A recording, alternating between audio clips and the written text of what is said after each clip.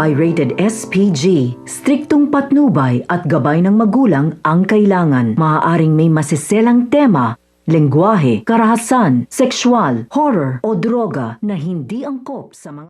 Hindi nga maiwasan ni Gerald na makaramdam nga siya ng samal ng loob dito nga kay Gina, na hindi nga naipaglaban ni Gina kay Robert na kailangan nga ni Gerald ng malaking pera upang pantubos nga sa kanyang ama na si June. Ngayon ngay namatay na itong si June. Sinisisi nga ni Gerald itong si Gina sa pagkamatay ng kanyang ama dahil laking panghihinayang nga niya na hindi nga siya nakapagbigay ng pangtubos upang maisalba ang buhay ng kanyang ama.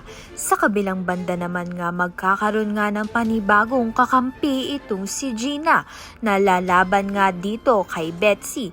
Ngayon na magkakaroon na nga ng katapat itong si Betsy at hindi na nga siya magre-reyna-reynahan sa buhay nga nito ni Robert dahil meron na ngang pipigil sa kanya. Sa wakas nga ay mababawasan na nga ng kontrabida sa buhay nga nito ni Gina. Subalit mabalik pa nga niya ang pagmamahal nito ni Gerald, kaya naman nga yan at iba pa ang dapat nating pakaabangan. Maraming salamat sa iyong panonood.